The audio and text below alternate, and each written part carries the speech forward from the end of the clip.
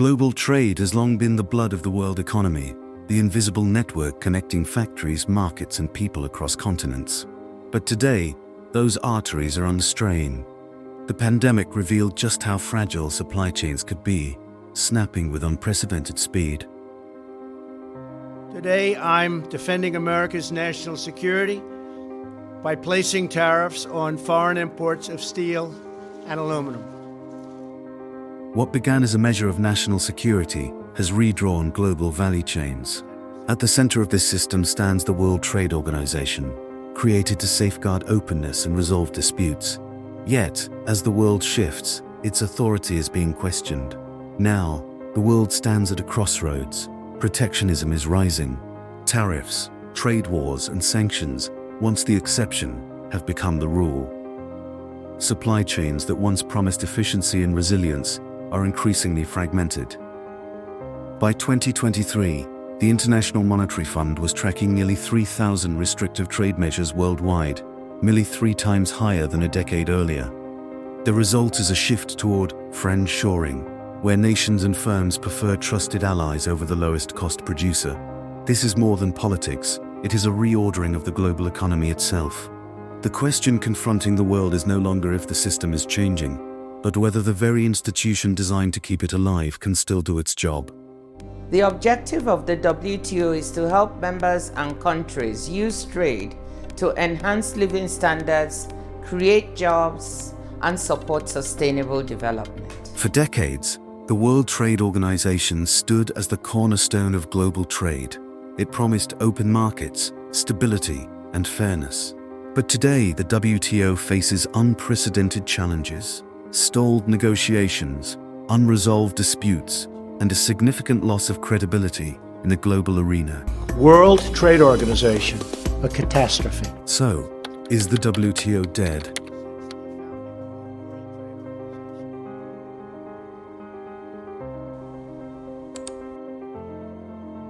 One of the biggest criticisms of the WTO is its inability to deliver major multilateral trade agreements in recent decades. The Doha Development Round, launched in 2001 to reduce trade barriers and address inequalities between developed and developing nations, has stalled for over 20 years due to deep disagreements over agricultural subsidies, intellectual property rights, and market access. This meeting has collapsed. Members have simply not been able to bridge their differences.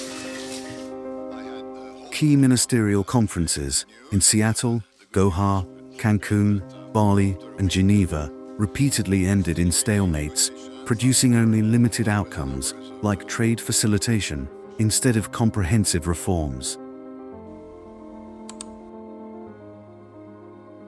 The WTO has struggled to assert its authority in global trade disputes, revealing significant weaknesses in its enforcement mechanisms. The dispute settlement body, designed to resolve conflicts between nations, has become increasingly ineffective, particularly when major powers act unilaterally. The US-China trade war exemplifies this challenge. In 2020, the WTO ruled that US tariffs on $200 billion of Chinese goods violated trade rules, yet the United States refused to comply. The situation is further exacerbated by the paralysis of the WTO's appellate body since December 2019, after the US blocked new judge appointments, leaving 32 appeals in the void and stalling dispute resolutions indefinitely. That its dispute settlement mechanism has been paralyzed, with its judges retiring and the US blocking fresh appointments to the body. The United States has also threatened to block its budget, accusing it of overstepping its mandate, while China, Russia, EU, and several other members try to cobble up efforts to save the global trade body. For now, the international trade disputes remains in a limbo.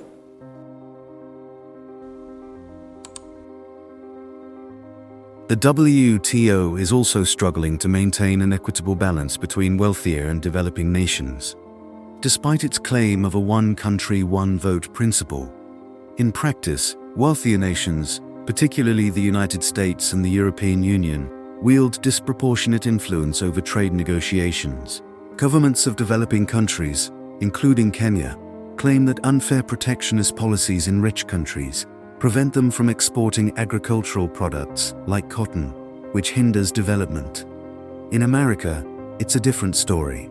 The US is the world's largest cotton exporter and is subsidized by the government. It's been a consistent issue at trade organization conferences for the last 14 years. Developing countries have been negotiating deals to end US and European Union agricultural subsidies since the 2001 WTO talks in Qatar. But member states have yet to reach an agreement. Developing nations, particularly in Africa and South America, have struggled to have their voices heard in WTO discussions, as they lack the negotiating power and resources to fully participate in complex trade talks. As a result, many countries are looking outside the WTO to forge trade deals that better align with their economic interests. For many developing nations, the WTO seems to favor the wealthier global north, sidelining others in trade negotiations. With the institution paralyzed, nations are shifting toward regional trade blocs like RCEP, which provide more targeted and efficient solutions to their needs. Once a symbol of global trade unity, the WTO now struggles with relevance as power moves to these emerging frameworks. As frustration with the WTO deepened, countries sought faster, more reliable alternatives. Regional trade agreements exploded, from just 3 in 1947 to 37 in 1994, to over 375 RTAs in force today. On average, each WTO member now belongs to 13 regional trade pacts. This surge reflects a fundamental shift. Instead of waiting for multilateral consensus, nations stitched together regional frameworks that could deliver immediate gains. What began as a handful of pacts has become the backbone of the global economy. The European Union remains the most integrated of these blocs, accounting for nearly 14% of the global economy and handling more than 15% of world exports. Across the Atlantic, North America's USMCA brings together the United States, Canada, and Mexico, representing close to 30% of global GDP and around 16% of world trade. Its strength lies in the deep supply chain integration, especially in manufacturing and automobiles. In Asia, RCEP emerged as the largest trade bloc by population, 15 nations covering about 30% of world GDP, nearly 30% of the world's people, and around 28% of global trade. Meanwhile, the CPTPP stretches across the Pacific, producing around 15% of global GDP and nearly 15% of world trade. On the African continent, the African Continental Free Trade Area is still young, but already spans 54 countries, covering 17% of the world's population. Together, these blocs are not merely treaties on paper, they are engines of regionalization, magnets for investment, and anchors for supply chains. The balance of trade is no longer held solely in Geneva's conference halls, but in a web of overlapping agreements that increasingly shape the direction of globalization. Amid this transformation, another force has grown, one that represents not only economics but also politics. BRICS, bringing together Brazil, Russia, India, China, and South Africa, now produces about $28 trillion in combined GDP, more than 25% of the global economy, and accounts for nearly 16% of world trade. Its recent expansion and experiments with trade and local currencies reveal an ambition to challenge traditional institutions and rewrite the rules of the game. To make their voice stronger, BRICS have used a twofold strategy. On the one hand, they lobby for reforms of the World Bank and the IMF. On the other hand, they put forward their own institutions, like the new Development Bank, which opened in 2017. It finances development projects in member states, such as electric buses in Brazil, a hydropower plant in Russia, or water supply in India, and it does so in a way that often suits these countries better. The bank also promotes the use of national currencies of BRICS members. Both the NDB, the New Development Bank, and the individual BRICS members have this shared interest, which is to create an alternative financial system by using local currency in trade, in investment, in developing their own local currency bond market. But BRICS is operating in the real-world international financial system, in which the dollar is still king. So ever since Russia was sanctioned for invading Ukraine, the BRICS Bank has stopped financing projects in Russia to avoid being sanctioned itself. The idea of a common currency has been repeatedly floated, but has yet to gain any political traction. From the rise of RCEP to the assertiveness of BRICS, regionalization has become more than a trend. It is the defining feature of the post-WTO world. The global economy is no longer organized by a single set of rules, but by a patchwork of blocks that both compete and converge, redrawing the map of trade and power in the 21st century. As the graph shows, trade flows today align not only with market efficiency, but also with political blocks. South-South trade, for instance, has surged, rising from just 13% of global merchandise flows in 1995 to over one-third today. The evidence is clear. Globalization hasn't ended. It has been rewired. But this rewiring comes at a cost. As countries and corporations reroute supply chains for security or strategic advantage, the global system becomes fragmented. Firms now face overlapping regulations, higher compliance costs, and multiple standards for the same product, from environmental rules in Europe to export controls in the US, and regional content requirements in Asia. The very strategies that enhance resilience in one bloc create friction across others. Geopolitical rivalries further amplify this effect. Trade corridors, once seamless, now encounter tariffs, sanctions, and export restrictions, forcing companies to maintain parallel supply lines or choose between competing markets. According to the World Bank, 2023, these disruptions could increase trade costs by up to 7% of global GDP, particularly for industries that rely on high-tech inputs or rare materials. For instance, electric vehicle makers now source batteries through separate supply chains in Asia, Europe, and North America, duplicating costs just to meet competing regional rules. Fragmentation is no longer hypothetical. It is baked into the architecture of multipolar trade. And while these measures strengthen national security and regional resilience, they make the global, in globalization, far more complex, costly, and politically charged. History shows that global trade cannot endure without a central anchor. In the 1930s, the absence of coordination fueled tariff wars and competitive devaluations, deepening the Great Depression. By contrast, after 1945, institutions like the GATT and later the WTO gave trade a framework, rules that contained disputes, stabilized markets, and allowed globalization to flourish. The lesson is clear. Without some form of central body, multipolarity risks sliding into chaos.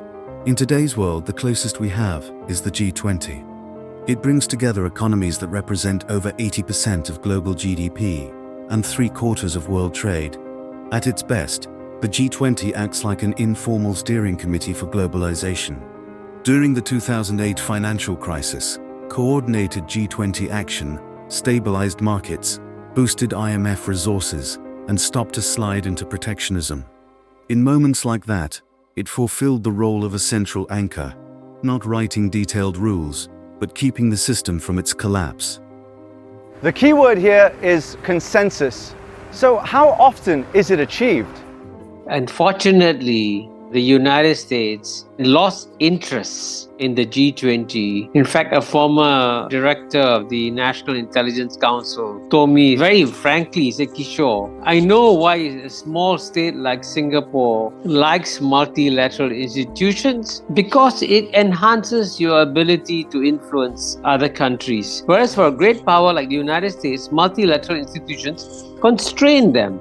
If, for example, we think about the time of President Trump, where he actually withdrew from the Paris Agreement, which triggered the G20 to actually reinforce their commitment to the Paris Agreement. Normal language like international cooperation and trade were not used in the communique because the US was against it. I think since then things got a little better, but the reality is that tariffs that Trump put in place are still there. The division is still there.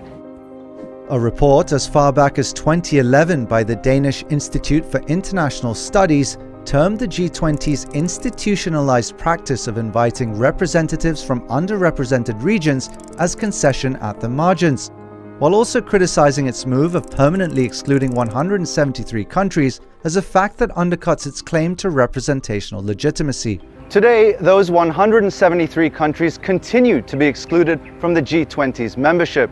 So, is there hope for a more inclusive future?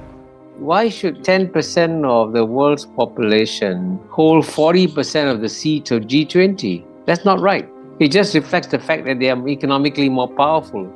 But in the world of tomorrow, let's say if you exclude a country like Nigeria, which by current projections will have a larger population than China by the year 2100, then you are not having a representative body that represents the world of things. So I think there needs to be constant reshuffling of the membership of the G20 to reflect not yesterday's powers, but tomorrow's powers. While the informal nature of the G20 means there are no binding resolutions or sanctions, advocates say the forum is invaluable in fostering conversations between leaders. We have to remember that there's a lot of bilateral activities happening during these meetings. In the past, we might remember in Hamburg, Trump and Putin disappearing for hours to do their own kind of private summit, or where President Biden and Macron of France had the opportunity to meet again after the UK and US and Australia kicking out France from a submarine nuclear agreement with Australia. The G20 leaders' meetings themselves often don't accomplish very much. But when you have bilateral meetings on the side, they can be incredibly important.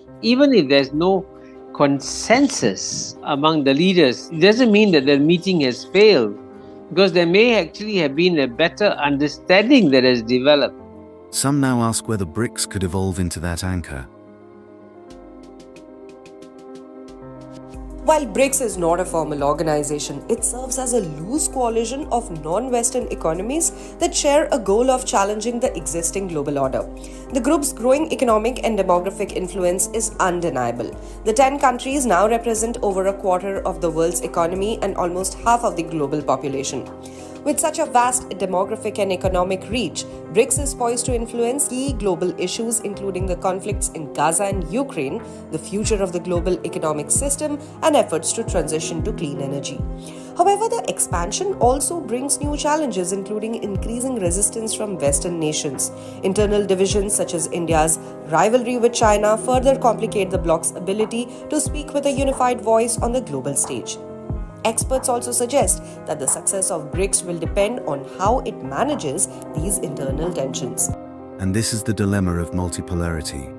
Decentralized globalization creates more voices, more hubs, more opportunities, but without a central framework, coordination frays, rivalries deepen, and the risks of fragmentation multiply.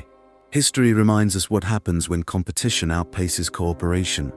The tariff wars of the 1930s, the collapse of global finance, and conflict that reshaped the world. Ahead lie three possible paths for world trade. The first is managed multipolarity. Blocs continue to compete, but they cooperate on essentials like climate, food security, and digital standards. Global forums bring transparency, while regional pacts keep trade moving, costly, but stable enough to last. The second is hard fragmentation. The world fractures into rival camps as US-China decoupling accelerates, subsidy wars intensify, and power displaces rules, with poorer nations paying the highest price. The third, and most likely, is a plurilateral patchwork. Small coalitions strike deals on green steel, clean energy, or critical minerals. The WTO remains in the background, offering visibility, but real rule-making happens in clusters. In this world, globalization survives, but only as a mosaic of overlapping fragments. The question is, which of these paths will define the 21st century?